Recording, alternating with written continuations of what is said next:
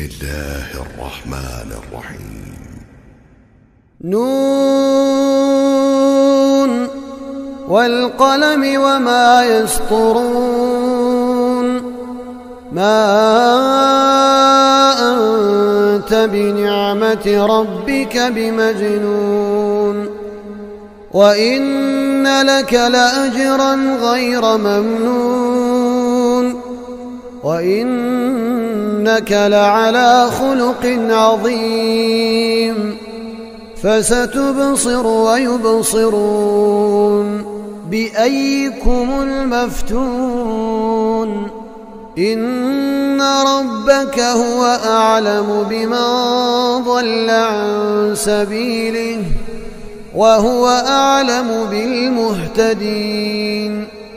فلا تطع المكذبين ودوا لو تدهن فيدهنون ولا تطع كل حلاف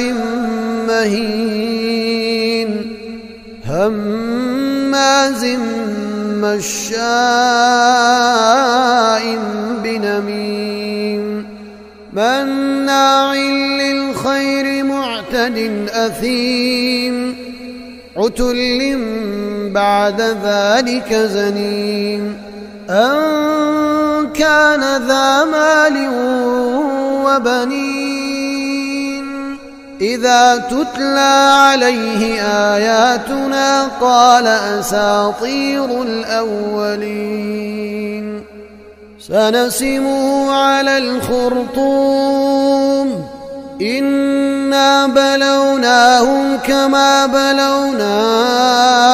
أصحاب الجنة إذ أقسموا ليصرمنها مصبحين ولا يستثنون فطاف عليها طائف من ربك وهم نائمون فأصبحت كالصريم فتنادوا مصبحين أن اغدوا على حرثكم إن كنتم صارمين فانطلقوا وهم يتخافتون ألا يدخلنها اليوم عليكم مسكين وغدوا على حرد قادرين فلما رأوها قالوا إنا لضالون بل نحن محرومون قال أوسطهم ألم أقل لكم لولا تسبحون قالوا سبحان ربنا إنا كنا ظالمين فأقبل بعضهم على بعض يتلاومون قالوا يا ويلنا إنا كنا طاغين عسى ربنا أن يبدلنا خيرا منها إنا إلى ربنا راغبون كذلك العذاب ولعذاب الآخرة أكبر لو كانوا يعلمون إن للمتقين عند ربهم جنات النعيم أفنجعل المسلمين كالمجرمين ما لكم كيف تحكمون أم لكم كتاب فيه تدرسون إن لكم فيه لما تخيرون أم لكم أيمان علينا بالغة إلى يوم القيامة إن لكم لما تحكمون سلهم أيهم بذلك زعيم أم لهم شركاء فليأتوا بشركائهم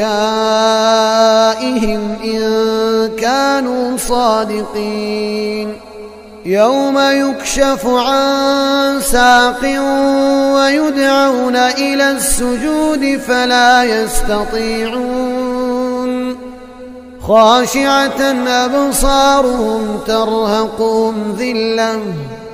وقد كانوا يدعون إلى السجود وهم سالمون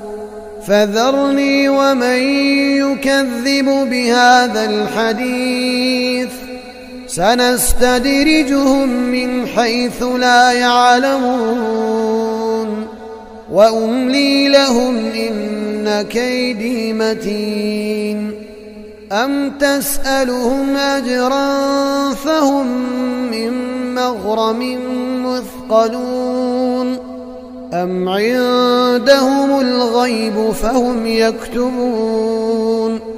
فاصبر لحكم ربك ولا تكن كصاحب الحوت إذ نادى وهو مكظوم لولا أن تداركه نعمة من ربه لنبذ بالعراء وهو مذموم فاجتباه ربه فجعله من الصالحين وإن يكاد الذين كفروا ليزلقونك بأبصارهم لما سمعوا الذكر ويقولون إنه لمجنون وما هو إلا ذكر للعالمين.